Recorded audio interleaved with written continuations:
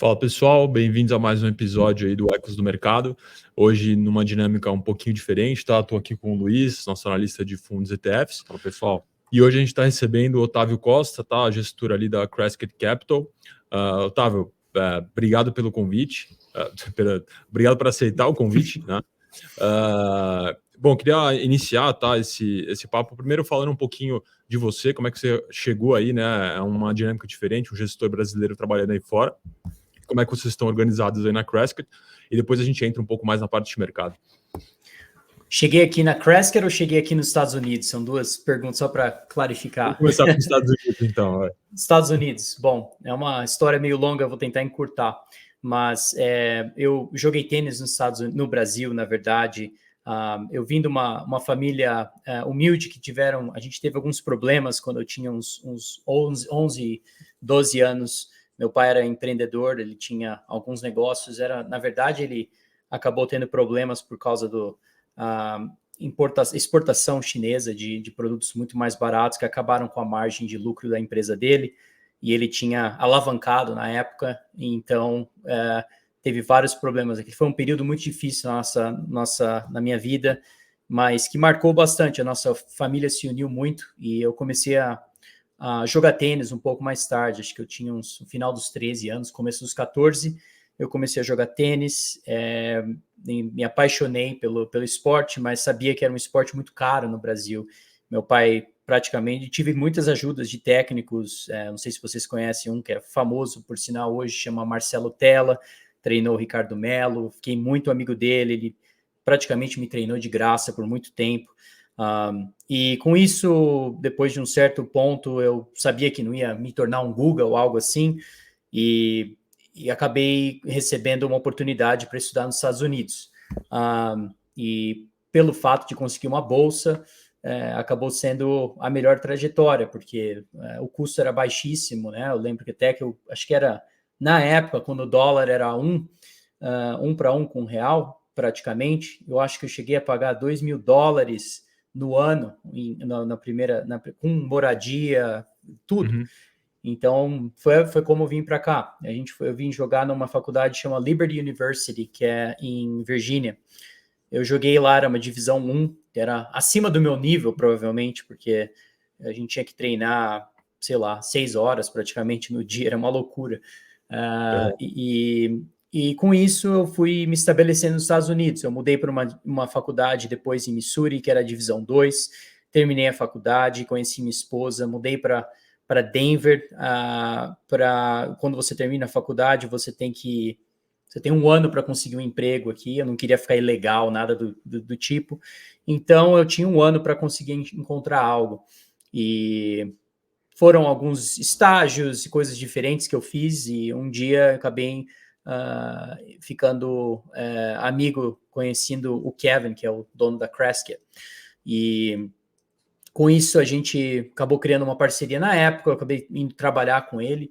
E isso se desenvolveu com o tempo. Começou com uma analista e depois comecei a ajudar ele a ajustar o portfólio. Depois comecei a publicar pesquisas. A Crescent não tinha nenhum nome ou marca, ninguém conhecia a Crescent muito bem. A gente, sei lá, subiu o tamanho do fundo né, de forma significativa. Depois nos envolvemos em commodities em 2019, que foi uma grande mudança na estratégia em geral da empresa. Uhum. E recentemente participei de uma aquisição da 7ª maior mineradora de prata do mundo, por outros motivos que a gente pode conversar mais, e isso que está ocupando mais o meu tempo são essas aquisições de diferentes mineradoras, junto com o portfólio, e ideias que eu tenho grande convicção e prefiro adquirir esses negócios, obviamente, antes da mudança do preço, então, que eu acredito que vai acontecer. Então, essa tem sido a minha ocupação nos últimos anos, para encurtar a história meio longa da minha carreira. Não, legal demais. E interessante saber que o esporte que no final das contas abriu, né, essa porta inicial para você ali. Eu acho fantástico. Eu também fui federado, acho, 10 anos na basquete aqui. Acabei não indo por conta de lesão, né, para fora, mas acho que concordo 100%. Acho que abre muitas portas, eu incentivo muito aqui a turma. Principalmente aqueles que às vezes eu conheço muitos amigos, infelizmente, que tentaram se tornar profissional, e a liga aqui nos Estados Unidos parece que é um banho de água fria mesmo, porque você percebe que o seu nível é muito abaixo do que você achava que era. Então, é ótimo, é uma ótima forma de você conseguir se formar, né, uma graduação e também continuar jogando o esporte. Né? Fantástico. Não, beleza, vamos passar para o mercado, eu vou abrir, depois o Luiz complementa, tá? Primeiro, Otávio, queria falar um pouco com você sobre o ciclo monetário lá dos Estados Unidos, tá? A gente viu ali, tá, desde o final do ano passado, aqui falando pela Levante, tá, a gente tinha uma postura mais pessimista, né, que o mercado, e a gente previa cortes ali mais para meados desse ano, tá? Quando o mercado já imaginava cortes ali até no final do ano passado. E aí, de uma forma até que nos surpreendeu, porque a gente foi atropelado pelo consenso, né? A gente estava prevendo corte para junho e era sempre pessimista, e de repente, cara, o consenso já jogou lá para frente, talvez quem fala de um corte, se tiver, né? Hoje, né? Principalmente depois dos últimos dados. Como é que você avalia, tá, a situação atual do Fed, especialmente, né, com esses dados de inflação mais recentes que têm se mostrado, de certa forma, mais persistentes? Olha, a forma de analisar o Fed talvez seja por duas formas. Uma política, sem dúvida, né, que a gente está tendo com relação a impulsionar, de alguma forma, o presidente atual a se reeleger. Eu acho que isso, historicamente, é algo que acontece e, sem dúvida, me parece que está acontecendo no momento. É lógico que o que você comentou, os dados de inflação e até mesmo do mercado de trabalho, tem dificultado, acho que dificultaram, né, a justificação desse tipo de mudança. Agora, uma coisa que eu acho que vai começar a se tornar cada vez mais uma narrativa, que ainda não se tornou, sem dúvida, vai ser o custo da dívida em si. Né? Você, por exemplo, a mudança, você cortar a taxa de juros a 1,5% hoje, até o final do ano, a mudança de custo da dívida é imensa, é quase mais de 30%. Então, isso vai começar a pesar no Banco Central. Eu acho que a gente vai ter alguma mudança, principalmente de curva de juros, que a gente pode conversar, que eu acho que vai ser diferente dos anos 40, né? O endividamento é um problema muito grande que a gente tem aqui nos Estados Unidos, e o que deve provavelmente, eu acho que vai acontecer, vai mudar completamente a composição da dívida dos Estados Unidos.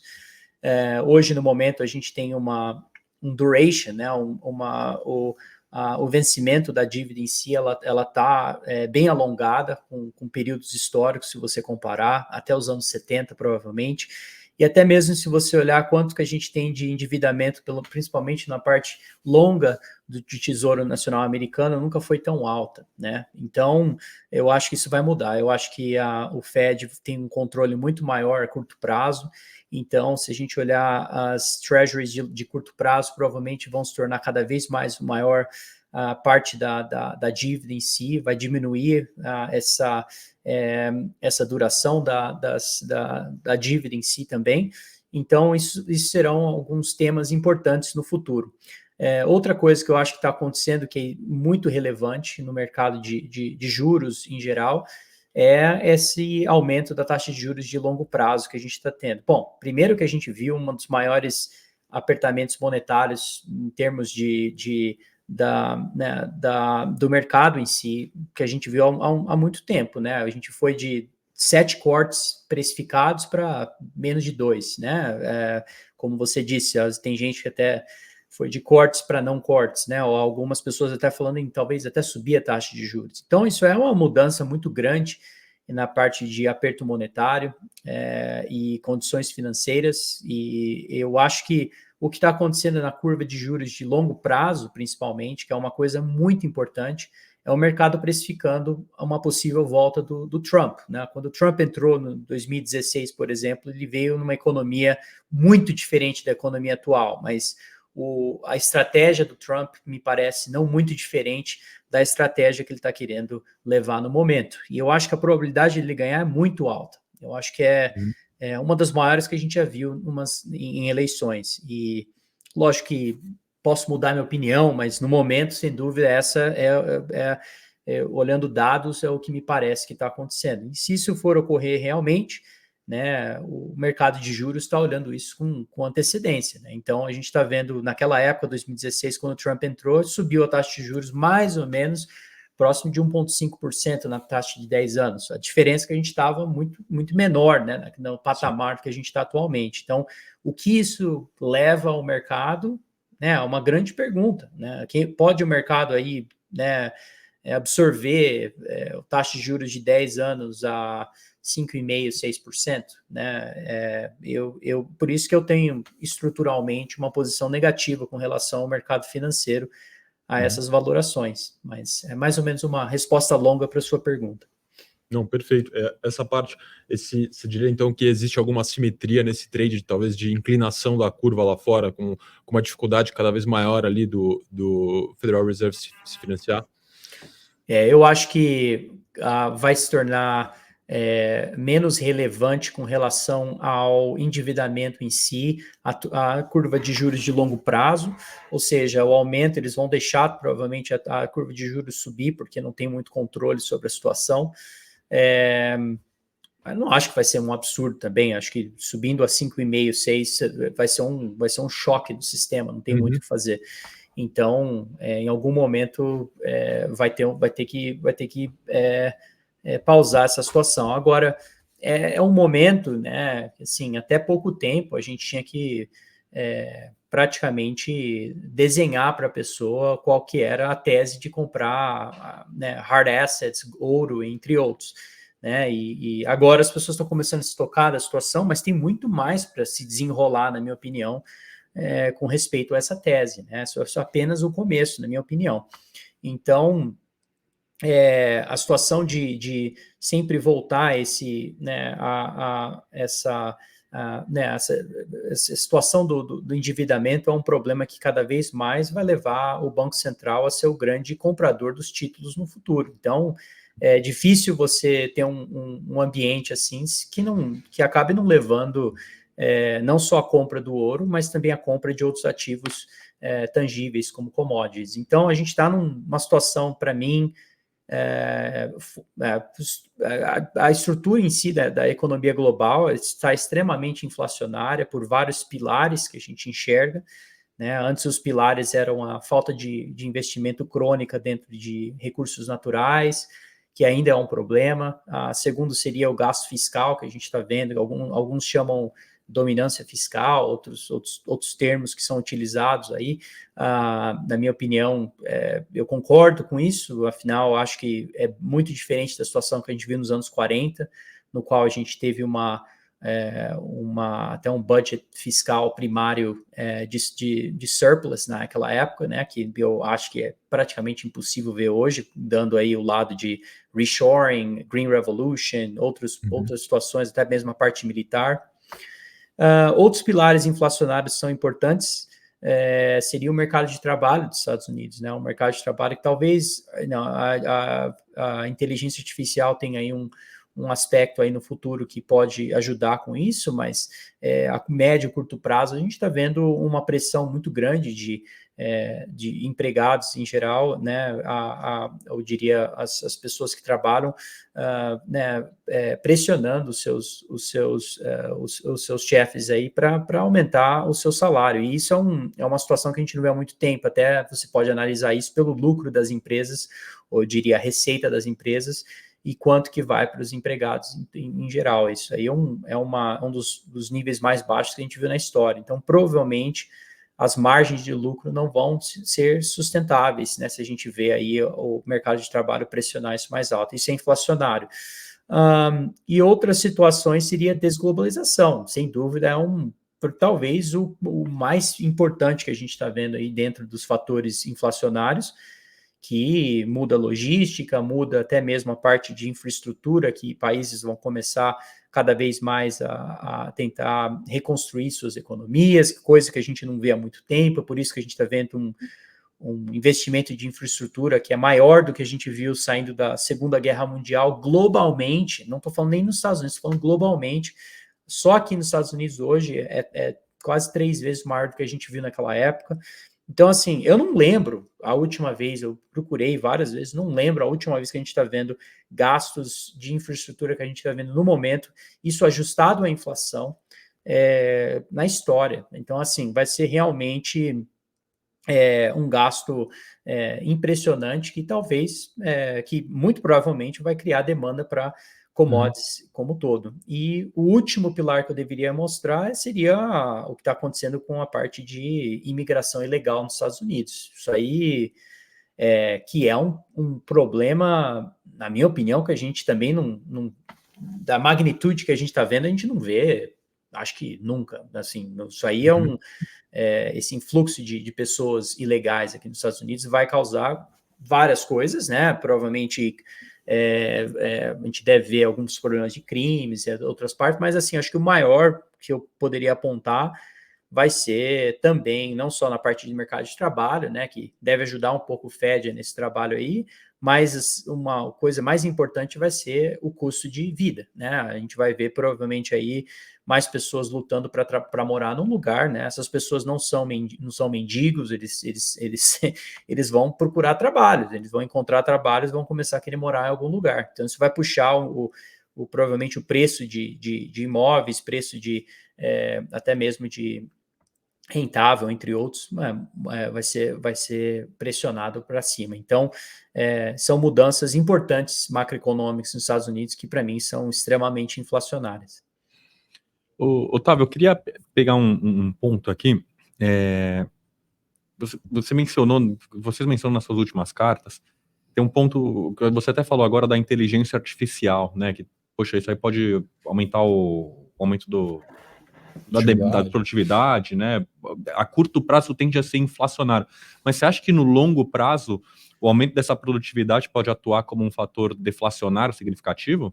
Imenso. Vai ser provavelmente muito deflacionário. O problema minha forma de entender, eu não sou um gênio do assunto, não sou um gênio de nenhum assunto, mas obviamente analiso o máximo que eu posso. Então, o que eu enxergo nessa situação de inteligência artificial é que as possíveis mudanças macroeconômicas deflacionárias tem sim uma grande probabilidade que isso deva ocorrer. Agora, o que eu acho que vai acontecer é que o que a gente vai ter que ver de investimento em data centers e infraestrutura principalmente na parte de até mesmo a parte de usinas elétricas nos Estados Unidos, entre outros, vai ser uma coisa extrema. Então, é muito possível que a gente tenha aí problemas de falta de eletricidade no futuro, porque por causa do que está acontecendo, a gente está vendo a parte de não só os carros elétricos aumentando, né, drasticamente aqui nos Estados Unidos, mas também a gente está vendo outras situações, como, por exemplo, até mesmo o aquecimento de casas está se tornando mais elétrico. Em Nova York, por exemplo, você não pode mais comprar um fogão a não ser que seja elétrico. Essas regras estão começando a mudar nos Estados Unidos e muito provável que vai criar um problema de falta de eletricidade em algum momento. Então, vai criar cada vez mais essa situação de ter que completamente mudar a infraestrutura e vai ter provavelmente uma alta de cobre, entre outros, alumínio, outros metais que devem se proporcionar ótimas oportunidades aí no futuro só com essa questão. Agora, existe um paradoxo, né? Então, assim, vai ter esse gasto inicial que é muito inflacionário, na minha opinião, para depois a gente ter esse choque deflacionário. Então, a gente vai ter que prestar atenção nisso, assim que essa situação se desenrola. Agora, uma coisa que eu também escrevi há algum tempo atrás, que eu acho que é muito diferente para o Brasil, que eu adoro coisas que não estão, obviamente, como investidor, a gente está sempre procurando algo que não está precificado. Então, toda a ideia de investir, como Jim Grant sempre fala, é que, né, a ideia de investir é a pessoa concordar com a sua tese no futuro e não hoje. Uma tese que eu acho que vai acontecer no futuro, que provavelmente vai mudar muito o mundo, é que inteligência artificial, na verdade, ela equaliza, né, principalmente a parte de mercado de trabalho globalmente. E se eu fosse apontar uma das coisas mais importantes que acontece nos Estados Unidos também, é lógico, a política, a situação judicial dos Estados Unidos, entre outros, que acaba dando um prêmio aos Estados Unidos com relação a negócios versus outros lugares do mundo, é sem dúvida a qualidade de mercado de trabalho. Aqui, o mercado de trabalho, ele acaba proporcionando, né, primeiro que a gente vê pessoas do mundo todo tentando vir para cá, né, de altíssima qualidade. Imagina o Brasil tendo isso, né, esse influxo de pessoas com altíssima qualidade querendo vir para cá, estudar aqui, ficar aqui, criar negócios aqui, trabalhar para as melhores empresas. Então, é isso que os Estados Unidos têm sido. É lógico que mudou alguns tempos atrás, mas assim, ainda é esse lugar no mundo. E o que eu acho que vai acontecer com essa situação da inteligência artificial, na verdade, é que a gente vai equalizar um pouco isso daí. Ou seja, né, eu acho que a qualidade de mercado de trabalho de lugares como países emergentes, na verdade, deve mudar muito. Se você utiliza essas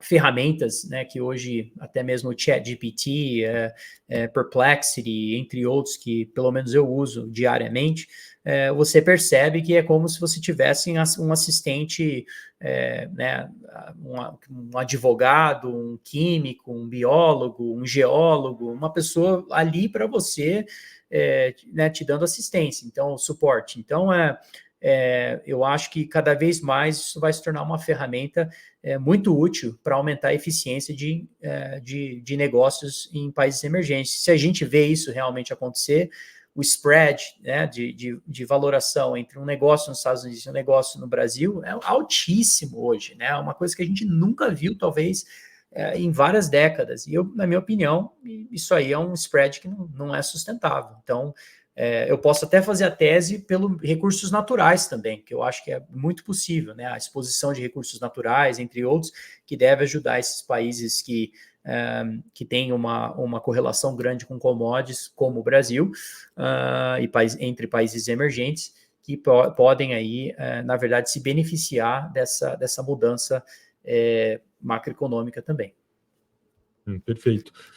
Só para ilustrar, né, acho que um dado que você trouxe, e até algo que vocês trazem ali em uma das cartas, que em 2023, né, foi o maior aumento populacional líquido ali na história dos Estados Unidos, um aumento de 3,8 milhões de pessoas, né, realmente ainda é aquela economia que convidativa, né, principalmente no relativo versus outros países do mundo, e a gente vê isso nos números, né? E aí, fazendo esse gancho, Otávio, você comentou um pouco já dessa parte de commodities. Eu queria, só antes da gente entrar nessa parte, para fechar Estados Unidos, na parte equities, tá? A gente analisa ali, né, pelas últimas publicações da Crescent e tal, e a gente entende que vocês têm uma visão, por favor, me corrija se eu estiver errado, uma visão um pouco mais pessimista, tá, para os valuations atuais das bolsas americanas no geral, né? Em que pontos aí você está enxergando assimetria dentro da bolsa, né? Mesmo em um ambiente macro bastante desafiador, né? Ou seja, quais setores vocês ainda enxergam oportunidade e, de repente, quais ali vocês não enxergam prêmio de risco suficiente? Olha, as partes de recursos naturais ainda continuam muito uma posição importante no nosso portfólio. A gente continua investindo em petroleiras, principalmente aqui nos Estados Unidos, de tamanho porte médio, normalmente continua sendo uma grande posição para a gente. A parte de tecnologia, nós temos posições vendidas por opções, principalmente na parte das grandes mega caps aqui dos Estados Unidos. A gente não acha que essa liderança deve continuar, não acredito que isso seja um moat necessariamente dentro dessa parte do mercado. Posso estar errado, né? Já estive errado várias vezes com diferentes assuntos, posso estar errado nesse também. Acho difícil também, acho que tem dois setores da economia aqui nos Estados Unidos que estão muito caras, não é todo o mercado. É o setor de tecnologia e de consumo, né? Então a gente tem algumas empresas que a gente seleciona por um modelo quantitativo, que a gente tem posições vendidas, mais para também ajudar a redear o que a gente tem de posições longas, né? Porque a gente tem praticamente o portfólio hoje está extremamente comprado há um tempo já, né? Principalmente recursos naturais. Então a gente tem que redear um pouco essa exposição com algumas coisas que a gente vê como extremo no mercado, e algumas delas seriam, por exemplo, até mesmo credit spreads, né, que seria uma outra ideia que a gente tem redeado no portfólio, o fato da gente ver a parte inflacionária, né, se a gente analisar o que é possível acontecer aqui nos Estados Unidos, na minha opinião, um ambiente mais estagflacionário é muito possível por vários motivos, mas um deles tem sido a correlação do mercado tem mudado há um tempo já. E a maior coisa que eu deveria notar aqui seria o que está acontecendo com a expectativa de inflação junto com o VIX, ou a volatilidade do mercado, né? Essa é uma das maiores, das correlações mais fortes que a gente viu há muito tempo, né, mais altas positivamente falando. Então, o que está acontecendo, na verdade, é que a inflação começa a subir, ou a expectativa de inflação começa a subir, a gente vê a volatilidade aumentando também. Isso é um sinal, né, que aconteceu, na verdade, nos anos 70. Então, não significa que os anos 70 são parecidos com hoje, com uma parte macroeconômica, mas o mercado, sim, a estrutura que o mercado está se comportando é muito parecida nesse aspecto. Então, se a gente está certo com isso, né, provavelmente o mercado de tecnologia, até mesmo de consumo, esses múltiplos que a gente tem atualmente são extremos. E assim, se você analisar o crescimento corporativo de ganhos nos Estados Unidos no último século, principalmente, né, o ganho real, não nominal, o ganho real da última década foi o maior que a gente viu na história. Para colocar em perspectiva, os últimos anos que a gente viu isso foi os anos 20, que foi o que eles chamam de Roaring Twenties, foi um período ótimo para quem investiu naquela época, que logo depois ocorreu a Grande Depressão. Agora, eu não estou falando que a gente vai ver a Grande Depressão também, eu acho que a situação é diferente.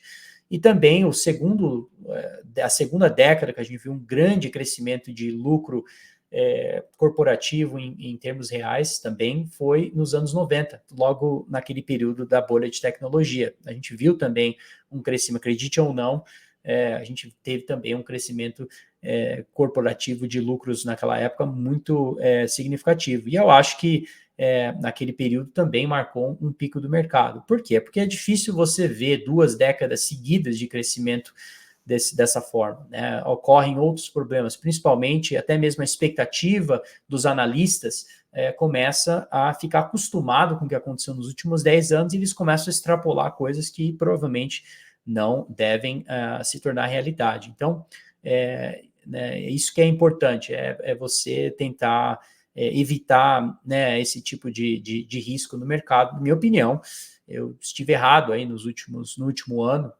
principalmente no mercado acionário dos Estados Unidos, e, na verdade, surpreendeu um pouco né, principalmente os ganhos que a gente viu, não no mercado como um todo, mas, né, levado aí por algumas empresas que eu não estava no meu cenário, que a gente, né, conseguiria ver mais uma alta nas empresas de tecnologia, mas, né, estamos aqui. Então, eu acho que isso é insustentável também. Eu não acho que não é uma coisa que é o meu foco de investimento no momento. Eu prefiro comprar coisas baratas, porque eu acho que o custo de capital vai ser mais alto por longo prazo, porque é isso que acontece em problemas inflacionários de longo prazo, e isso tem que, em algum momento, refletir em múltiplos que estão muito altos, né? A gente tem que descontar esse fluxo de caixa de alguma forma, e quando a gente começa a descontar isso, a taxas de juros maiores, que eu acho que o mercado não está muito correto nisso, isso aí vai mudar um pouco a situação. E a última coisa que eu deveria falar com respeito a isso são 2 partes, né? Não é só o custo de dívida que a gente mede pela taxa de juros, é o fato de a gente começar a ver empresas tendo que pagando dividendo porque tem pressão de investidores querendo comprar outros instrumentos, outras classes de ativos que fornecem um certo rendimento que até mesmo o mercado acionário não oferece. E isso acaba aumentando o custo de capital como um todo, né? O custo de capital do equity, ele aumenta também por causa do dividendo. Então, são formas diferentes de você medir aí que o custo de capital em si deve continuar subindo e deve mudar daí a forma que a gente vai descontar as empresas no futuro, ou no presente, no caso. Excelente. Pô, legal. Eu queria mudar aqui, entrando em commodities agora, Otávio. A gente já mencionou um pouquinho anteriormente, ao longo dessa conversa, né, sobre o impacto, o investimento que isso pode ter. mas os metais preciosos, em especial, eles passaram por boas altas esse ano, né? O próprio ouro, dia após dia, está renovando as máximas aí, e tem alguns especialistas, o Conselho de Mercado, né, está indicando que tem pouco espaço para uma valorização adicional nesse sentido, tão grande quanto a que já teve, sem ter uma correção antes disso. E, paralelamente, a gente está vendo um crescimento nas tensões geopolíticas, né?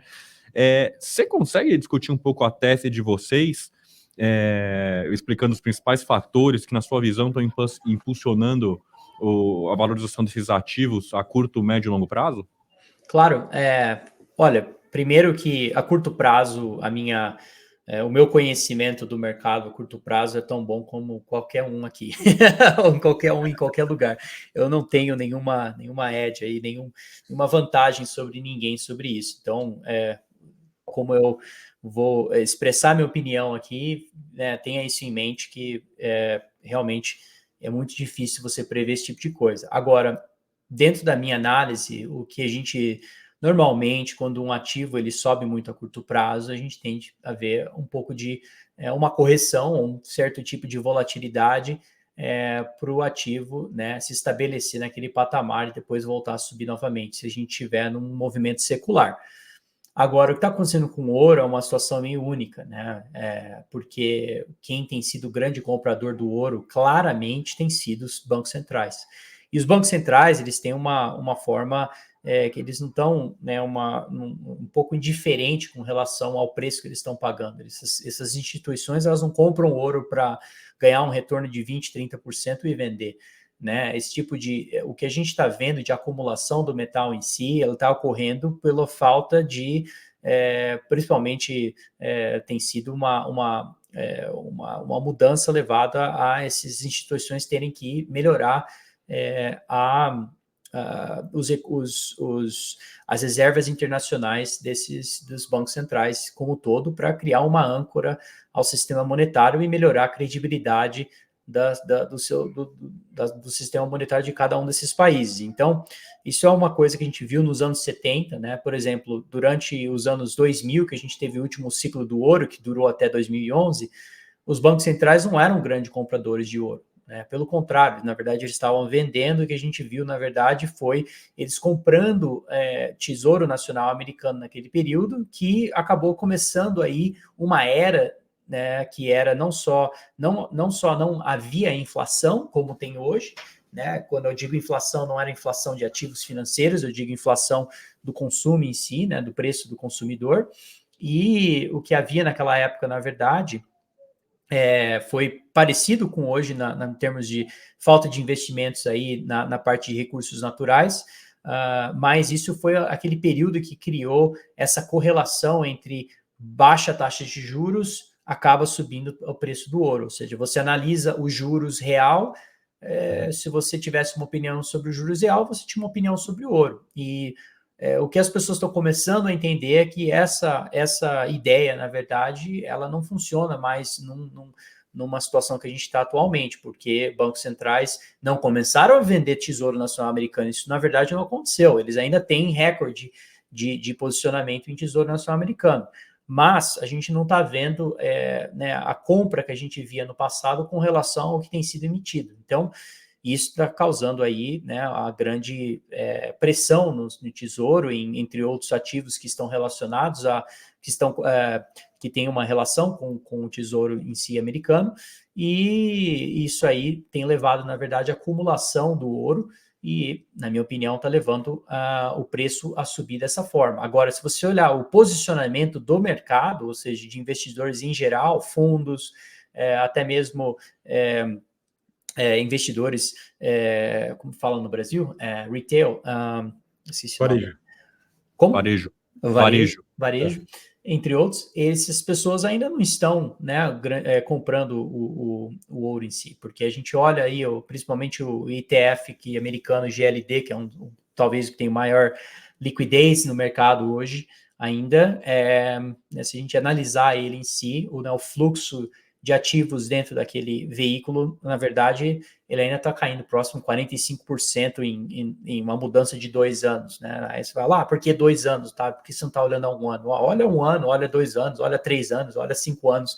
você vai ver que realmente existe uma divergência entre o preço, quanto subiu o preço e quanto entrou de fluxo de ativos dentro do ETF. Então, você pode olhar também o mercado futuro não está extremo, né, quando questão a posicionamento. Então, quando eu vejo isso muda um pouco a minha opinião de curto prazo. Eu acho que curto prazo a gente pode continuar vendo o preço subir. A volatilidade vai aumentar de acordo, né? Quanto mais sobe o preço, maior a volatilidade também. Então, agora, é muito interessante o que está acontecendo, né? Tem uma... enfim, eu acho que está me surpreendendo também, né? A forma que está se desenrolando, a rapidez que a tese está se desenrolando me choca um pouco também, mas assim, não me surpreende o que está acontecendo, porque eu acho que a gente pode ver no final desse ciclo números do preço do ouro que a gente, né, que talvez soam aí uma loucura, né? E eu acho que isso é muito, muito provável acontecer. Legal. Ainda sobre essa parte de commodities, principalmente metais preciosos, Tavi, uma tese que tem sido levantada, né, e acho que a gente viu até alguns estudos muito interessantes sobre isso, é do cobre, né, porque o cobre ele é muito demandado, né, principalmente para as novas tecnologias de inteligência artificial. Você acha que isso pode ser um fator contribuidor importante para continuidade, né, da valorização do metal, e se de repente vocês têm alguma posição nesse sentido que capture essa alta? Sem dúvida, eu acho que assim, primeiro que só para deixar bem claro, eu não tenho nenhuma posição pessoal e até mesmo no fundo em ouro, tá? Nada, zero. Toda a minha posição tá por mineradoras e outros projetos que a gente acaba acumulando que tem alavancagem ao preço do ouro, a nossa opinião. Nada de físico, zero. Eu não tenho, porque por vários motivos. Primeiro, a minha idade, eu acho que a melhor forma assimétrica de comprar ouro não é física. Com respeito ao cobre, o cobre é um pouco diferente do ouro. Primeiro que a quantidade de cobre, né, a oferta do cobre em si não é um grande problema, né? É difícil você encontrar, é fácil você encontrar depósitos de cobre hoje. A dificuldade é você encontrar depósitos de cobre de alta qualidade, com uma grade que seja econômica e que você consiga colocar em produção a curto prazo. Quando a gente fala, na verdade, são 10 anos, né? Para você encontrar um depósito, você comprar um projeto, encontrar a prata, cobre, o que for, e colocar esse projeto em produção, ou seja, até você construir, fazer toda a parte de engenharia, levantar o dinheiro e tudo mais, demora próximo de 10 a 15 anos, né? Então, quando a gente fala curto prazo no mercado, isso tipo, quase um século, né? Então, para te dar uma ideia, né? Então, o cobre em si, a parte de oferta, sem dúvida, a gente tem suficiente. Quanto mais o preço sobe, vai deixar esses outros depósitos que hoje não estão econômicos, vão se tornar econômicos em algum momento. Então, é uma coisa que você tem que prestar atenção. Agora, a parte de o que a gente está vendo na parte de infraestrutura de investimento, que é maior que até a Revolução Verde em si, vai se tornar uma coisa assim, provavelmente que a gente não vê há muito tempo. Então, o preço do cobre, né, eu nunca vi um ciclo do ouro que não está ligado a um ciclo de cobre. É lógico que tem né, a volatilidade implícita no metal de base, ela é muito maior do que do metal como o ouro, né? Então, é óbvio que ele age de uma forma muito mais segura do que o cobre. Mas, assim, dentro das oportunidades de longo prazo, a gente tem uma grande exposição em cobre, né, em depósitos de cobre de qualidade, e né, o que na minha opinião, ainda é incrível você ter esse tipo de assimetria no mercado. Então, dado aí o que está acontecendo hoje. Então, cobre ainda não é, na verdade, um metal crítico, considerado um metal crítico nos Estados Unidos. Então, cada país tem, na verdade, estipulou quais são metais que eles consideram críticos e normalmente isso é de acordo com cada país. Então, um país que tem muito cobre provavelmente não vai colocar cobre como crítico. Então, cada um estipula de uma certa forma. E os Estados Unidos não estipulou cobre, na verdade, como metal crítico, acredite ou não. E os Estados Unidos têm muito cobre, por exemplo, né? A gente aqui nos Estados Unidos realmente tem é que não deixam desenvolver esses ativos, né? Existe uma pressão do governo muito grande para não desenvolver esses ativos. Então, a gente não tem muitos em ação no momento, né? Ou seja, ativamente em produção. Mas o cobre permanece uma das melhores oportunidades que eu conheço aqui no mercado de commodities. Acho que se tornou um pouco mais notável aí, né? Entre outras pessoas também, né? A oportunidade em si. Mas eu acredito que existem provavelmente outros metais que oferecem ainda mais assimetria do que o cobre em si. Vocês estão conseguindo me ver ainda? Eu acho que A imagem congelou, mas a gente continua ouvindo bem. Pera aí, rapidinho. Acho que eu perdi acabou travando meu... Só um minuto. 15. Aí, pronto. Desculpa. Aqui. Foi, imagina. Foi. Eu queria... Não sei se você terminou o raciocínio. Aí eu queria te fazer uma pergunta do que você mencionou aí, da diferença de alocar em ouro via mineradora e via o metal físico mesmo, o preço do metal, né? E se isso vale para o cobre também. Sem dúvida. Olha, eu vou explicar um pouco como que eu cheguei nisso, tá? Eu não consigo imaginar a pessoa ver o preço do ouro subir como vem subindo no momento, olhar o preço das mineradoras, perceber que existe uma diferença muito grande, porque os múltiplos continuam historicamente baratos, e daí falar, olha, talvez seja um momento de começar a investir em mineradoras, vou começar a entender esse mercado. Eu me sinto numa situação... né, que eu acho muito interessante, né, pessoalmente, de já estar nesse mercado há um tempo. Afinal, eu tinha essa tese há um tempo já. E eu nunca ia conseguir comprar, por exemplo, a 7ª maior mineradora de prata do mundo, com preços de prata já a 40, 50 dólares a onça. Nunca.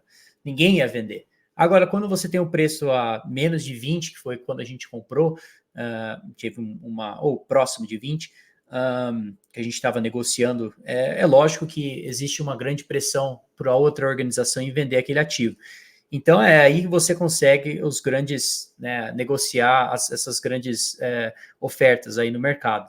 Então, assim, o que eu vejo, né, quando em 2019, quando a gente tinha uma tese que o ouro ia subir, a gente começou a pensar, o que a gente deve comprar? Compra o ouro físico, compra o ouro em si, compra né, a forma mais volátil do ouro, que seria a prata, ou talvez a platina, ou, né, você começa a olhar cada coisa. E a gente começou a perceber que as mineradoras sim estavam interessantes, né? Aí você pode entrar dentro do mercado de mineração, você percebe que tem as royalties, né, que são empresas que têm um fluxo de caixa mais consistente, né, elas completamente diferente como um veículo para investir. Você tem o mercado de produção, que também normalmente também é mais consistente, já produz, já gera, na verdade, lucratividade, entre outros. Você tem outra parte da indústria que seria desenvolvimento, que seria aí onde grandes investidores do mercado de mineração, na verdade, acabam passando maior parte do tempo, que é onde eles encontravam a parte de ineficiência. A gente começou ali na parte de desenvolvimento, são empresas que já encontraram um depósito, tá? E agora estão em processo de desenvolver esse depósito. Então, eles têm vários estágios disso. Algumas estão tentando estabelecer como é que essa reserva ela está localizada, como é que esse projeto vai se tornar daqui a alguns anos. Então, cada uma está numa situação diferente. Algumas já tiveram toda a parte de engenharia já estabelecida, estão no processo de levantar dinheiro para daí começar a construir. Cada uma empresa vai estar numa situação diferente. E aí eu descobri a última parte, que seria a parte de exploração. São empresas extremamente pequenas, né? Quando a gente fala empresas aí que seriam de menos de 20 milhões de dólares em capitalização de mercado, ou seja, muito pequenas, né? Micro empresas, e que, na verdade, por que eu me interessei nessa parte da indústria? Bom, por alguns motivos. Número um, porque entendendo os ciclos do ouro, você entende que a simetria maior normalmente é nessa parte, não para usar o termo simetria toda hora, mas literalmente quando você vê a subida de preço, maior risco, maior retorno, normalmente no mercado. Então, por causa desse risco maior dentro dessas empresas, de você ter que encontrar o minério, descobrir qual o tamanho, qual a quantidade, obviamente tem um risco muito maior. Então, por isso o preço muito abaixo. Agora, qual que é a grande situação que me fez ok, a gente tem que focar nessa parte do mercado. Eu comecei a analisar que a gente está tendo uma falta de número de pessoas dentro do mercado de geólogos, né? Então a gente tem literalmente uma escassez de geólogos no mundo. Né? Se você olhar até a parte de universidades nos Estados Unidos, no Brasil, na Austrália, e o número de pessoas que estão se formando em geologia, entre outros que são comparáveis, é um número baixíssimo, né, com relação à história. Então, o que isso acontece? Isso tem uma reflexão dentro do mercado, né, praticamente direta, no caso, porque essa parte do mercado, quanto mais você vai para o lado de exploração e não desenvolvimento você ainda consegue ter um approach mais financeiro, né? Tentar entender quais é o possível fluxo de caixa, quanto você vai gastar, tudo isso é financeiro, são decisões financeiras. Quando você está falando de exploração, 80% das decisões são geólogos, né? Então, são assim, todas as influências dessas decisões tomadas naquele período, a maioria delas são com base na sua convicção geológica. Então, o que eu entendi foi que, com a escassez de geólogos, claramente isso se refletia dentro do mercado de exploração. Ou seja, quando você pega um projeto, vamos supor, um projeto de cobre, como você queria falar, e você... Bom, vou usar o de ouro, que é mais fácil, porque vai se aplicar ao de cobre, mas vou usar o de ouro no momento. E você perfura aquele lugar.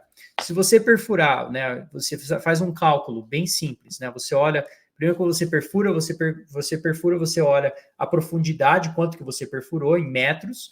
Então você multiplica a profundidade vezes o quanto que você achou de minério. Então você usa aí grams per tons.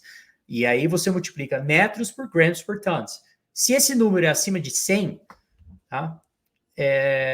E você encontrou você fez 3 perfurações e encontrou 3 vezes isso acima de 100, você tem uma descoberta. Se o mercado de exploração sabe disso, eu não estou falando nada, não se preocupe, eu não estou falando nada que é novo nisso. Quem está nesse mercado de exploração sabe disso, tá? Por que isso significa isso? Bom, significa isso por vários motivos, porque a grade a qualidade do ativo da reserva que você provavelmente encontrou é altíssima, ela é consistente, muito provavelmente a probabilidade de ter mais é muito alta. Agora a gente não sabe quanto, né? Então você não sabe, aí você tem que pesquisar e analisar para saber qual o tamanho daquele depósito que você está lidando. E o que a gente percebeu? Existiam empresas de exploração hoje vendendo a preço de banana, praticamente. Bom, banana seria bom, algumas estão vendendo por preço de nada, praticamente.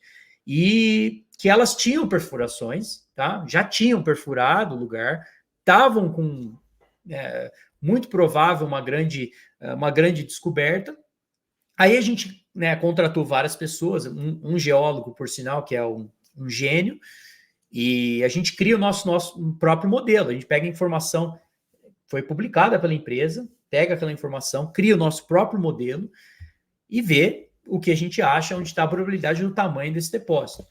E o que a gente começou a descobrir é que o valor intrínseco provável que tinha nessa empresa era muito maior do que está sendo precificado ali. Ou seja, você podia comprar empresas que valiam 20 milhões, que se eles tivessem o que a gente acha que eles têm, e a gente pode acessar e colocar uma probabilidade aí, de alguns casos, mais de 50%, tá? Que poderia valer $1 bilhão.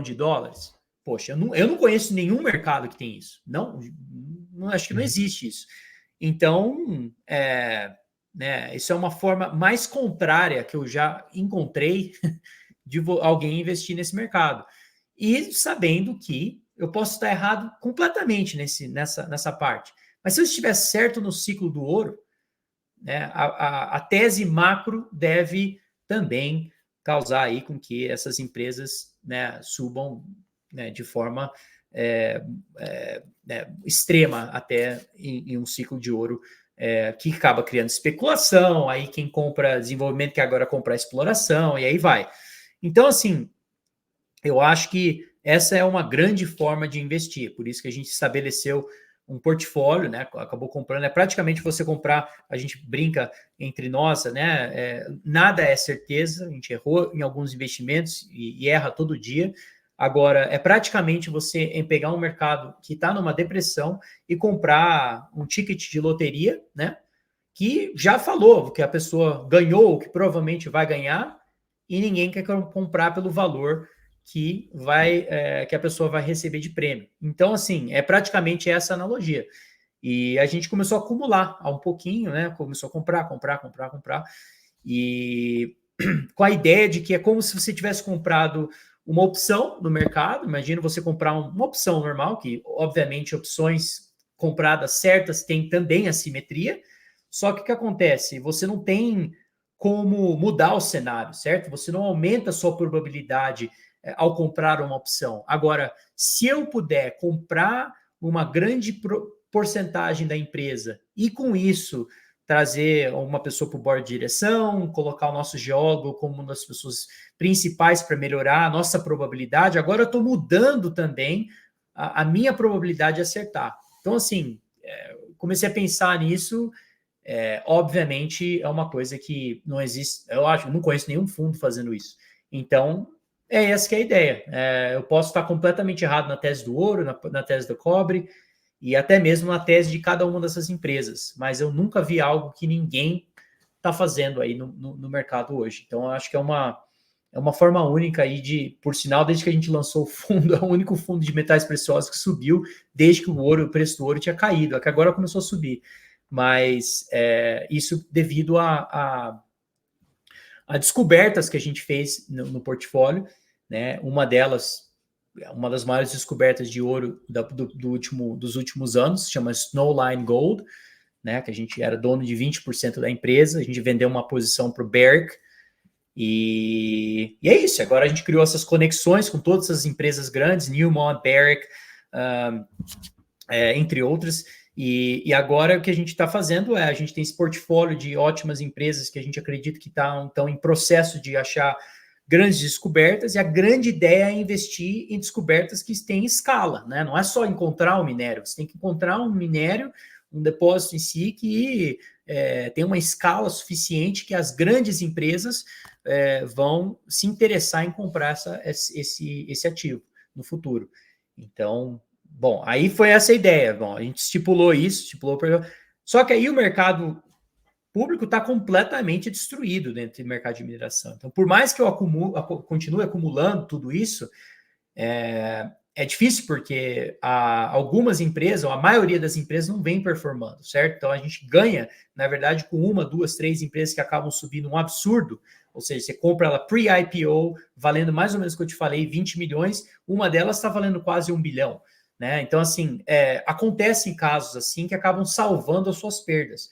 Uhum. Mas, com o tempo, a gente começou a perceber que existem também a probabilidade de você comprar ativos hoje em produção, né, privados, que estão em produção, que tem próximo aí de 7 anos de vida, né? Isso significa que em 7 anos vai acabar o minério que tem, e eu posso reutilizar esse capital que eles estão, né, gerando aí pela mina, e a investir de uma forma agressiva em exploração. Então, é lógico que eu olhei o lugar para saber se tem probabilidade alta da gente achar alguma coisa, e quando a gente encontra, né, situações assim, a gente começou a comprar. Foi assim que a gente comprou a San Cristóbal, na Bolívia, que é a 7ª maior produção de prata do mundo. Ela é praticamente assim, um tamanhos... né, para colocar em perspectiva, é o maior empregador privado da Bolívia hoje, né? Então, assim, é uma grande empresa com ótima produção, mas também, não só isso, com uma descoberta de prata que a gente está encontrando, talvez seja uma das maiores da história. Então, esse é o grande foco da Cresque e meu pessoal, para ser sincero. Uhum. Muito sensacional. Né? A gente carrega algumas posições aqui via ETFs, né? Mas muito interessante assim ver a fundo assim a tese. A gente tem mais alguns minutos aqui, Tavi. Queria só explorar a parte de emergentes, tá?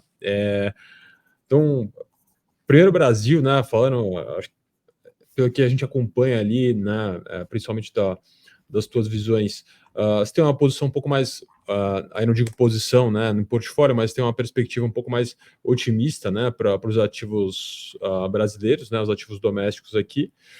E eu queria que você explorasse um pouco esse tema dentro desse contexto de que, cara, se o Fed talvez permaneça com um juro mais elevado, né, por mais tempo, e a gente aqui acaba sofrendo bastante com a saída de capital estrangeiro e isso prejudica bastante a performance da nossa bolsa, como tem sido nesse ano, né? Como é que você vê esse cenário assim? Se você acha que isso pode ficar para trás e de repente um novo ciclo de commodities pode se sobrepor a esses fatores? Eu acho que assim, existem, primeiro que a gente tem posição sim no portfólio no Brasil atualmente, estou até no momento, por causa da queda recente, estou bem interessado em comprar mais, e devo comprar mais. O que eu acho que é o seguinte, bom, primeiro o Brasil não é uma ilha, a gente sabe disso, né? Todos nós brasileiros sabemos disso, e quando o estrangeiro começa a falar muito bem do Brasil, provavelmente não é a hora de investir mais no Brasil. Mas é o seguinte, eu não vejo isso aqui, número um. Número dois, eu acho que a maioria dos investidores brasileiros também estão da mesma forma que os investidores do ouro estavam, né? Será que o ouro pode subir com a taxa de juros subindo? Subiu.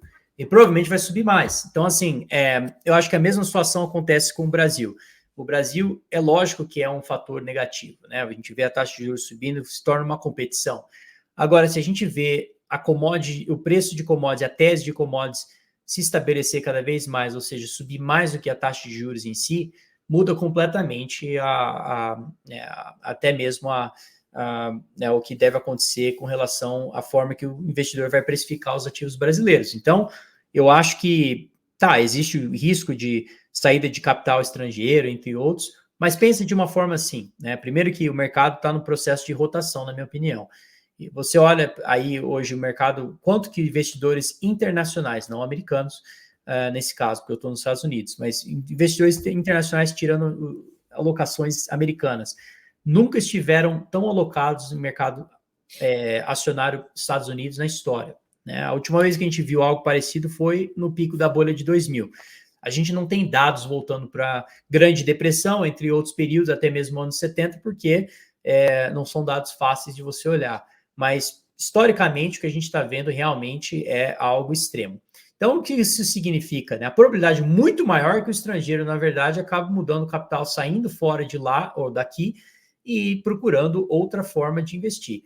Então, assim, eu acho que, olhando o Brasil como todo, sabendo que provavelmente a tese de desglobalização e até mesmo essa demanda possível de países desenvolvidos, pelo fato do que a gente está vendo aí de investimento de infraestrutura, até mesmo em construção aqui nos Estados Unidos, não estou nem falando de construção de imóveis, que eu acho que também vai acontecer por causa do custo, está subindo tanto, que deve gerar aí mais construção, de algum momento vai criar uma demanda absurda para commodities. E eu não acho que isso vai ser ruim para o Brasil, isso aí vai ser muito positivo.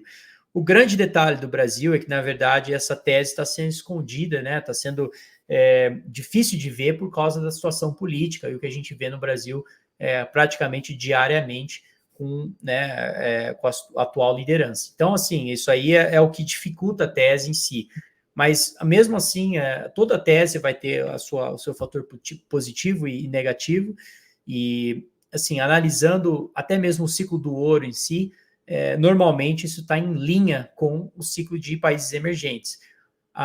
Olha, para quem acompanha pelo menos o meu trabalho, que eu acho que é 0,00001% do mercado, analisava, pode ver que a gente escrevia muitas cartas sobre a China, né? Nos anos 2014, 2015, a gente tinha inúmeras cartas, até mesmo tive problemas escrevendo cartas sobre o governo chinês na época. Eu participei do think tank aqui dos Estados Unidos, eu fui parte do think tank que compartilhava ideias contra o Partido Comunista aqui da China, e entre outros, né? Não posso nem pisar na China, por sinal, não pisaria na China, mas o que aconteceu, na verdade, eu tinha um posicionamento extremamente negativo com relação à China. Quando todo mundo achava que a China ia dominar e se tornar a nova potência mundial, blá, blá, blá, blá, blá, eu tinha uma opinião completamente contrária com com esse aspecto. Agora, hoje, não que eu esteja positivo com relação ao mercado chinês, mas a época de você ter uma posição negativa na China era 5, 7 anos atrás, não é hoje. Eu acho que a China vai passar por um momento parecido com o que o Japão passou, né? A parte de falta de crescimento, mas também acompanhado por grandes estímulos fiscais e monetários e muito provavelmente uma desvalorização cambial. Agora, essa situação que a gente está vendo com a China, na verdade, por mais que seja perigosa, entre outros, eu acho que, na verdade, é um possível upside, até mesmo para o Brasil, o que a gente pode ver aí de crescimento monetário e fiscal chinês nos próximos anos. Acho também que a situação do BRICS em si, ela deve ser, né, rompida em várias formas, né? Só para finalizar a ideia, existem 3 formas que um país cresce normalmente, né? Uma delas é avanço tecnológico, que em países emergentes é quase uma coisa que a gente quase não vê. Número 2 seria crescimento populacional, a parte demográfica, entre outros, são coisas que são importantes de ver num país. Qual que é um país que está tendo isso hoje? A Índia. A Índia é um país que realmente está de uma forma né, mais óbvia, né? A gente consegue ver isso nos números. E qual que é a terceira forma? A terceira forma é recursos naturais, ou é encontrar recursos naturais, ou apenas o preço de recursos naturais quando sobe, essa correlação aí junto com a conexão às commodities acaba criando um impulsionamento positivo àquele país. Então, assim, eu acho que essa é a tese com o Brasil. Acho que o Brasil vai ser difícil a gente ver tudo isso se desenrolar se eu estiver certo, o preço do ouro continuar subindo, as outras commodities continuarem subindo e isso não levar países emergentes, principalmente aqueles que são ricos em recursos naturais, tiverem aí algo positivo. E olha, leve isso lógico que tem risco da minha tese eu estar completamente errado, mas quando eu tenho convicção numa coisa e eu acho que é uma posição extremamente contrária, é lógico que eu me sinto cada vez mais confortável. É estranho falar isso, né? Quanto mais as pessoas discordam com você, mais convicção eu ganho numa ideia. A coisa mais bizarra que acontece. Mas é assim que eu me sinto com o Brasil, né? Quando eu falo com familiares, amigos, ninguém concorda comigo. Então, assim, é algo que me parece que vai ser, daqui 10 anos, vai se tornar meio óbvio. Fantástico. A gente tinha mais uma última pergunta sobre China, mas acho que você abordou super bem, assim.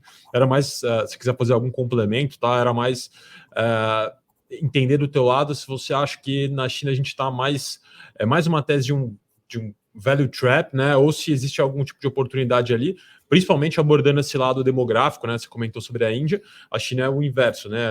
Os efeitos da política de filho único lá parecem começar a fazer efeito aí, então a gente deve ver um enxugamento, né, entre aspas, da população nos próximos anos. Né? Olha, eu acho que é um value trap de longo prazo, muito possivelmente. Como que eu poderia me posicionar na China se eu tivesse... É que não cabe no nosso portfólio no momento, porque a gente está com outras coisas que eu acho que tem convicção muito maior. Mas se você me colocar numa situação de que eu tenho que escolher o que vai acontecer com a China, eu acho que a desvalorização cambial significativa, eu acho que vai acontecer.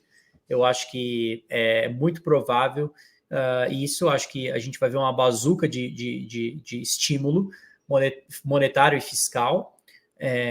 Isso, na verdade, é um upside para commodities. Se eu estiver errado, eu não acho que é um downside também, porque eu acho que commodities não são... O grande erro do mercado, na minha opinião, é achar que a China é o país que na verdade, influencia o mercado de commodities. Para mim, isso vai se tornar para o outro lado. Acho que o mercado de commodities em si vai ser o que vai influenciar a China de uma forma negativa, porque a China não é uma região que tem grandes recursos naturais que são críticos para a sua própria economia. Ela depende de importação de commodities, e isso é um problema estrutural da economia chinesa, que eu acho que não vai mudar. Então, assim, se houver aí uma desvalorização grande do câmbio aí chinês, a gente pode ver problemas políticos. Isso aí é uma coisa que é um risco muito alto, né? Várias vezes a gente vê o problema econômico, na verdade, criar um problema político no momento, até mesmo no Brasil isso aconteceu, né, com o problema das commodities entrando em queda naqueles anos 2015, 2000, foi o que, na verdade, na minha opinião, que acabou derrubando a Dilma, entre outros, né? Lógico que a Dilma tinha outros problemas também, naturalmente, provavelmente ela ia se derrubar, mas assim, eu acho que isso acabou impulsionando aquele problema, e normalmente é isso que a gente vê, né? A economia lidera mudanças políticas, então isso é um risco grande. Taiwan é uma coisa que eu não apostaria contra, ou seja, eu acho que é muito provável o que eles fizeram com Hong Kong provavelmente vai acontecer com a China, com Taiwan. Olha, eu quando, na época, fiz parte desse think tank, existiam algumas pessoas que começaram, na verdade, a querer investir ou levantar capital para tentar dar suporte aos protestos que estavam acontecendo no Hong Kong. E isso aconteceu. Estados Unidos, capital dos Estados Unidos, que foi levado para Hong Kong para, na verdade, fortalecer os protestos daquela época. Então, assim, isso provavelmente né, existe aí uma pressão forte para que não aconteça isso em Taiwan, e eu não tenho muito uma opinião tão forte com respeito a isso, mas eu acho que o que vai acontecer a gente vai ver uma economia que vai ficar estagnada por muito tempo, provavelmente bem parecido com o que aconteceu com o Japão, logo depois daquela bolha imobiliária, que foi parecida com a bolha imobiliária que a gente teve na China, e vai demorar até a gente ver aí o Japão foi um grande value trap por muito tempo, só agora que está saindo desse value trap, e eu acho que a China vai passar por um momento parecido. Agora, a época de investir contra a China, né, de você colocar uma posição que na época era realmente pouco risco com grande retorno, probabilidade de retorno, eu não acho que é hoje, né? Eu acho que a preços que a gente está vendo no momento, eu lembro de investir contra a Evergrande, Sunac, a maioria dos bancos, a gente tinha posições nessas empresas. Eles suspendiam quando você estava vendido, você tinha uma posição vendida nessas empresas. A China, na época, ia lá e suspendia a sua... O que a gente teve que fazer? A gente teve que entrar em acordo com Goldman Sachs e JP Morgan para criar um veículo para investir contra o mercado chinês naquela época. Foi uma dificuldade imensa. Hoje em dia eu não faria isso. Acho que não está mais na mesma situação que estava naquela época. Então, não estou positivo, mas também realmente não estou né, com aquele posicionamento que eu tinha naquela época. Então, perfeito, Tavi. Bom, aqui a gente chegou ao final, não sei se o Luizão tem mais algum ponto. Para mim foi perfeita a conversa aqui, clareou bastante a cabeça também. Queria agradecer, Tavi, pela sua participação e que a gente possa fazer esses bate-papos com mais frequência aí no futuro. E é isso. Muito obrigado, peço desculpas pelo português de baixíssima qualidade, mas acho que deu para entender. Imagina, Tavi, obrigado, viu? Muito obrigado pelo seu tempo aí, pelas explicações. E, poxa, portas abertas aqui para uma próxima vez. Valeu, muito obrigado. Valeu, Tavi. Valeu. Tchau, tchau.